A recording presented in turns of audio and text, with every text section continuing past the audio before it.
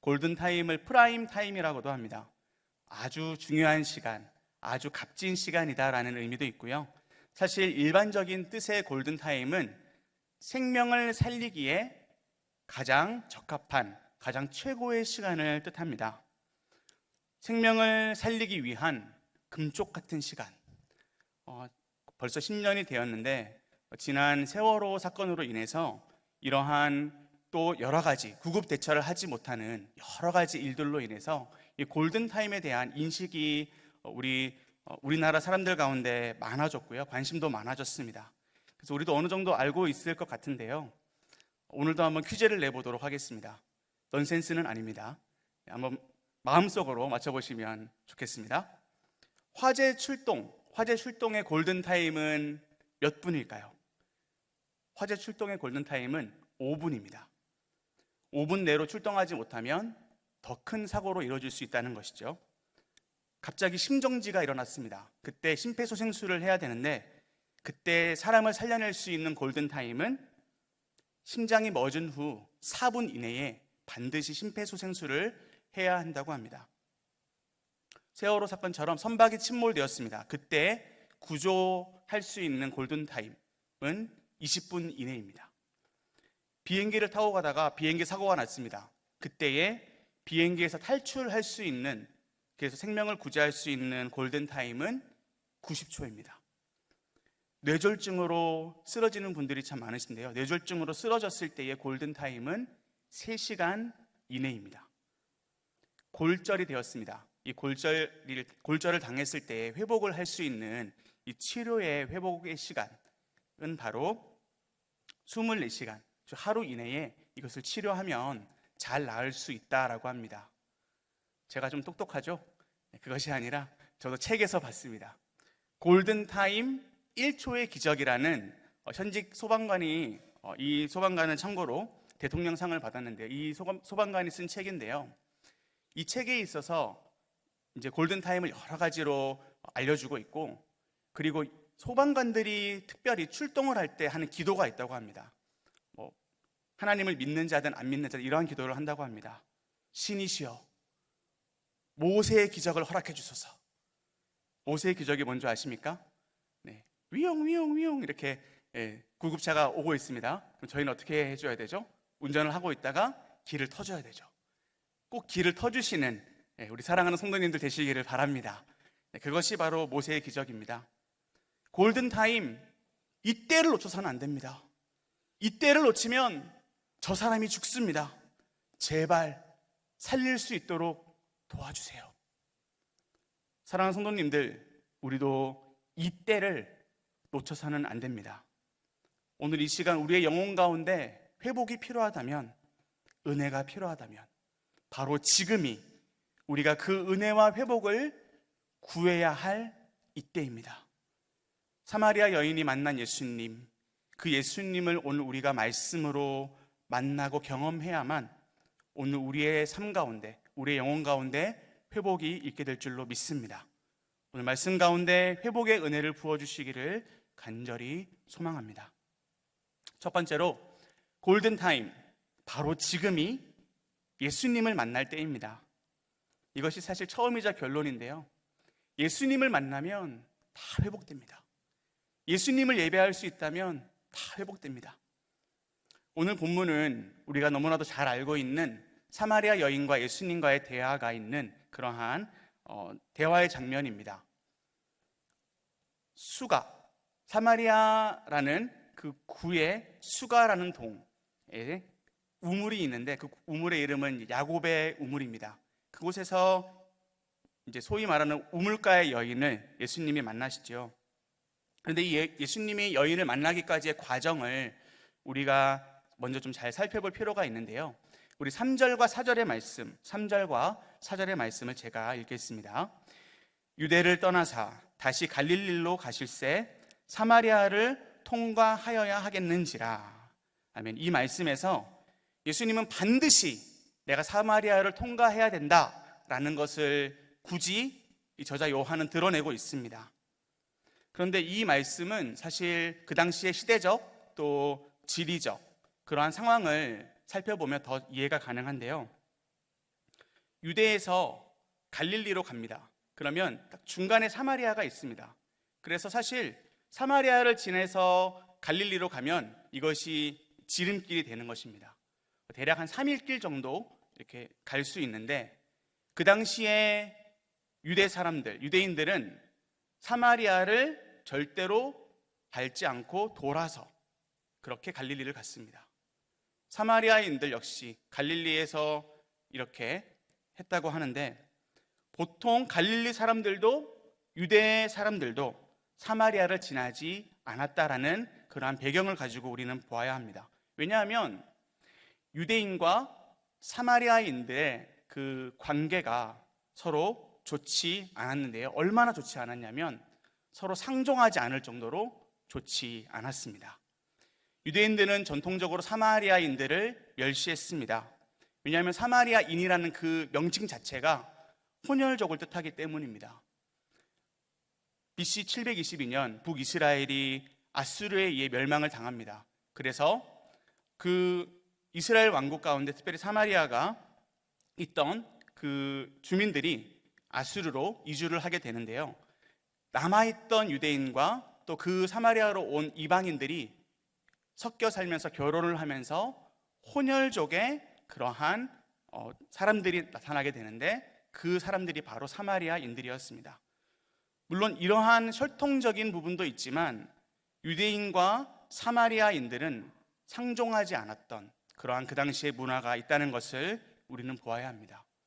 예수님은 그러한 배경 가운데서 사마리아를 지나야겠다, 그럼에도 사마리아를 선택하셨던 것입니다.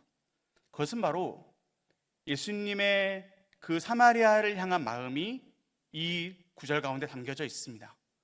하나님 아버지의 뜻을 받들어 이 사마리아를 구원하겠노라 라고 하시는 그 예수님의 마음, 그 사마리아를 불쌍히 여기시는 예수님의 마음을 우리는 여기에서 발견할 수가 있는 것입니다. 그리고 또 배경 가운데 예수님과 사마리아 여인이 만나는 시간이 있는데요, 바로 제6시입니다. 그 시간, 예수님께서 사실 먼저 이 사마리아 수가 이 야곱의 우물에 도착을 하시는데, 그 야곱의 우물 곁에 계셨던 시간이 6시입니다. 제6시입니다. 우리나라 시간으로 따지면 정오입니다. 12시. 소위 이제 점심시간이라고 하죠. 이 시간을 저자 요한은 의도적으로 드러내고 있습니다. 먼저 첫 번째 이 6시에 숨겨진 의미는 요한복음 전체를 보아야만 알 수 있지만, 특별히 공관복음은 제6시에서 제9시 이런 식으로 시간이 나오는데, 바로 이 시간이 예수님께서 십자가 위에서 영광을 받으시는 그러한 시간입니다. 그런데 요한복음에서는 제6시만 나옵니다. 제6시는 6월절 어린 양을 잡는 시간, 그리고 유대인들이 빌라도에게 예수님을 십자가에 넘겨주라 라고 요구했던, 그 처형을 요구했던 시간인데요, 우리 말씀 두 구절을 같이 한번 읽어보도록 하겠습니다. 먼저는 요한복음 4장 6절입니다. 우리 한 목소리로 함께 읽겠습니다. 거기 또 야곱의 우물이 있더라. 예수께서 길 가시다가 피곤하여 우물 곁에 그대로 앉으시니 때가 6시쯤 되었더라. 요한복음 19장 14절입니다. 함께 읽겠습니다. 이 날은 6월절의 준비일이요 때는 제6시라. 빌라도가 유대인들에게 이르되 보라 너희 왕이로다. 때는 제6시라. 때가 6시쯤 되었더라. 똑같은 그러한 표현이 이 두 구절에 등장합니다. 사실 이것은 제6시의 은혜, 십자가의 은혜, 십자가와 부활 이후에 있을 그 은혜를 기대하게 하는 시간입니다. 예수님께서는 그 제6시에 이 여인에게 찾아오셨습니다. 제6시는 예수님께서 이 여인을 구원하시기 위한 그러한 시간입니다. 이 사마리아 여인에게 제6시는 골든 타임이었습니다. 이 제6시에 또 다른 의미가 있는데요, 바로 이 사마리아 여인에 대한 내용입니다. 제6시, 즉 정오, 점심시간은 물 깃는 시간이 일반적으로 아니었습니다. 바로 요즘 현재 우리의 날씨를 보면 아십니다. 12시가 되면 식사를 하러 이제 나오실 텐데 날씨가 어떠신가요? 많이 덥죠? 많이 덥습니다. 그 시간에 노동을 하기에는 조금 무리가 있습니다. 그런데 이 당시 이 지역에서 우물가에 물을 기를 때 제6시에는 아무도 나오지 않았습니다. 보통은 햇빛이 쨍쨍 내려지는 이것을 피해서 아침에 일찍 나오거나 혹은 해가 진 다음 저녁쯤이 됐을 때에 시원한 시간에 물을 기르러 여인들이 나왔었습니다. 그런데 제6시에 여인이 나왔다라고 하는 것은 이 여인은 얼마나 불쌍하고 얼마나 사람들에게 버림받고 어쩌면 사람들을 피하고 싶어서 그 시간에 나왔다라는 것을 우리는 유추할 수가 있는데요. 예수님은 이 여인에 대해 잘 알고 계셨습니다. 그래서 우리가 18절 말씀, 예수님께서 여인에게 하셨던 18절 말씀을 함께 보시겠습니다. 너에게 남편 5이 있었고 지금 있는 자도 내 남편이 아니니 내 말이 참되도다. 5번의 결혼과 이혼이 있었습니다. 지금 살고 있는 남자도 남편이 아닙니다. 즉 결혼도 하지 않은 채 어떠한 남자와 살고 있었다는 사실을 예수님은 알고 계셨습니다.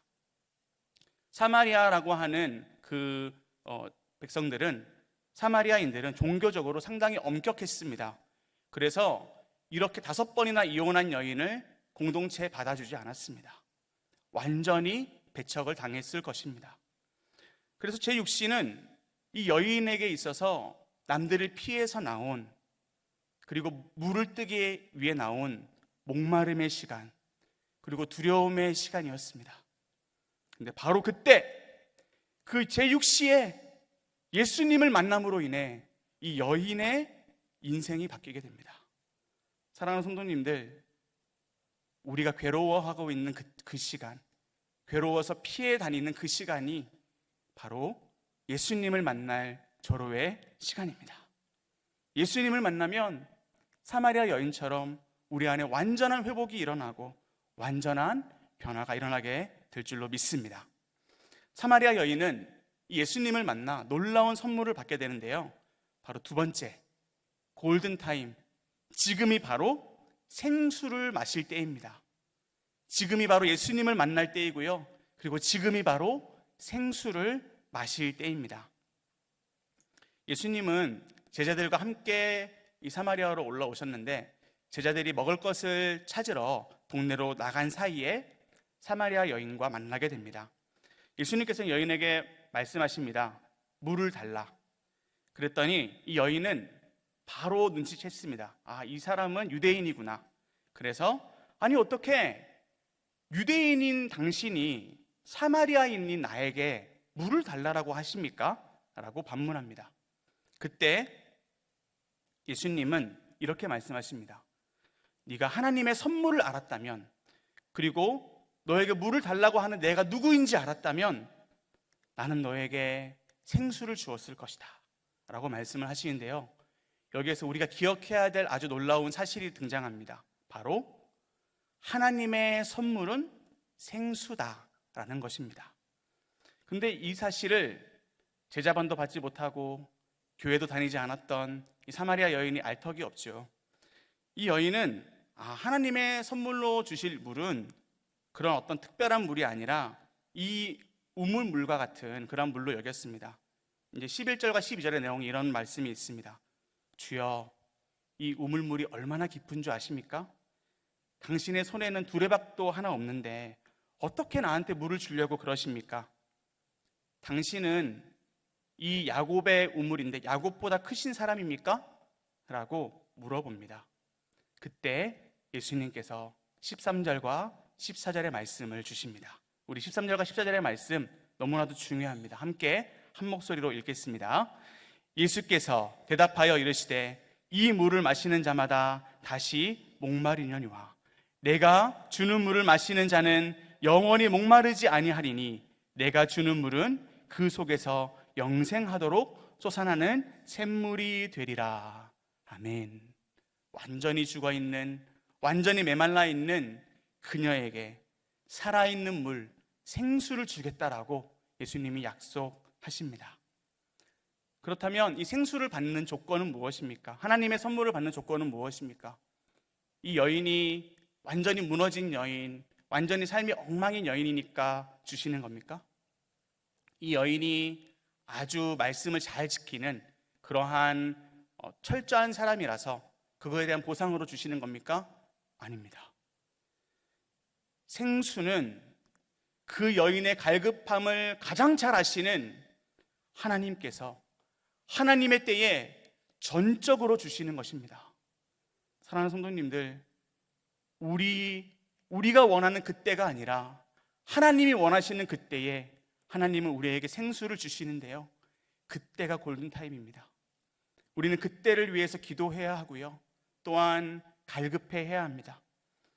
15절 말씀해 보시면 이 여인의 대답이 긍정적인 대답이지만 조금 우스갯소리로 표현하면 집에 있는 정수기처럼 한없이 물이 나오는 그 물을 주시겠네요. 그런데 예수님께서는 그러한 대화 속에 이 여인이 어떠한 여인인지를 다 알고 계셨습니다. 우리가 아까 18절의 말씀에서 이 여인이 어떠한 여인인지를 알았지요. 그녀는 비로소 예수님을 선지자로 인식을 하게 됩니다. 즉 예수님과의 대화 속에서 이 여인이 깨어지게 됩니다. 사랑하는 성도님들, 예수님을 만나면 인식이 변화가 되고 예수님을 만나면 반드시 깨어짐이라는 변화가 있습니다. 생수가 무엇입니까?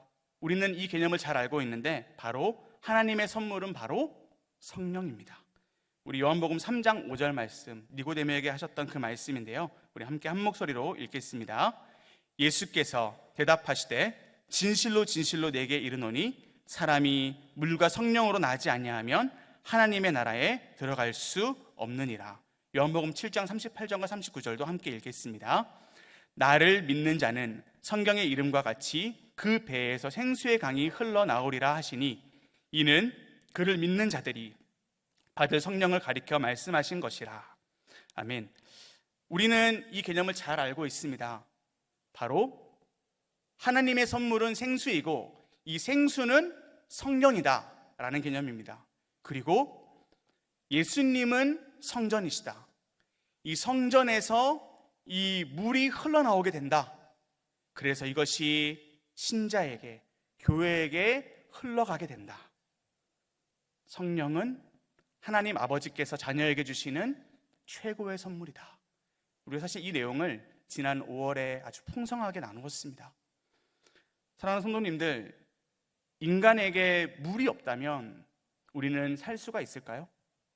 요즘 여름인데요, 땀도 많이 흘리시고 일도 열심히 하시죠. 물을 많이 드시기를 원합니다. 물은 우리에게 있어도 되고 없어도 되는 존재가 아니라 필수적인 존재입니다. 인간의 몸은 70%가 물로 돼 있지요. 물은 사실 공기와도 같은 것입니다. 물은 사실 우리의 호흡과도 같은 그러한 물질입니다. 사랑하는 성도님들, 물이 없이는 우리는 살아갈 수 없는 것처럼 하나님의 자녀는 성령이 없이는, 이 생수가 없이는 하나님의 자녀답게 살 수가 없습니다. 그런데 우리 예수님께서 이 여인에게, 이 불쌍한 여인에게 이 생수를 약속하십니다. 사랑하는 성도님들, 무너져 계십니까? 우리의 마음 가운데 정말 해결할 수 없는 그런 문제로 가득하십니까? 생수를 주시겠다, 내가 너에게 생수를 주겠다라고 말씀하십니다. 우리의 그러한 죽음의 삶 가운데 삶의 생명을 얻게 하는 그 생수를 우리에게 주시겠다라고 더 크게 들리게 하십니다. 목마른 자, 성령의 힘을 잃은 자에게 성령을 주시는 우리 아버지 하나님, 그 하나님의 선물을 우리 모두 받기를 원합니다. 우리 마지막 세 번째는 골든타임, 바로 지금이 참되게 예배할 때입니다. 예수님을 선지자로 인식하게 된 그녀는 그 당시 유대인과 사마리아인 간에 아주 치열한 논쟁이 있었는데요, 그 논쟁거리를 꺼냅니다. 그것은 바로 예배의 합법적인 장소가 어디이냐라는 것입니다. 20절 말씀입니다. 우리 조상들은 이 산에서 예배하였는데 당신들의 말은 예배할 곳이 예루살렘에 있다 하더이다. 우리 조상은 이 그리심산이 예배 장소라고 계속 전통적으로 얘기해 왔어요. 근데 당신네 사람들은, 선생님네 사람들은 예배 드려야 할 곳이 예루살렘에 있다라고 하는데 사마리아인들은 사실 구약 성경 가운데 모세 오경만을 받아들였습니다. 그래서 그들에게 있어서 축복의 산, 언약이 선포되어지는 그러한 산은 바로 그리심 산이었습니다. 그리심 산만이 하나님이 예배를 받으시는 장소다라고 생각을 했던 것이지요. 그러나 유대인들에게 있어서는 예루살렘만이 성전이 있을 수 있는 장소였습니다. 그런데 이에 대한 대답이, 아주 명쾌한 대답이 바로 오늘 본문의 말씀, 우리가 너무나도 잘 아는 말씀입니다. 우리 23절과 24절의 말씀 우리 함께 한 목소리로 읽겠습니다. 아버지께 참되게 예배하는 자들은 영과 진리로 예배할 때가 오나니 곧 이때라. 아버지께서는 자기에게 이렇게 예배하는 자들을 찾으시느니라. 하나님은 영이시니 예배하는 자가 영과 진리로 예배할지니라. 아멘.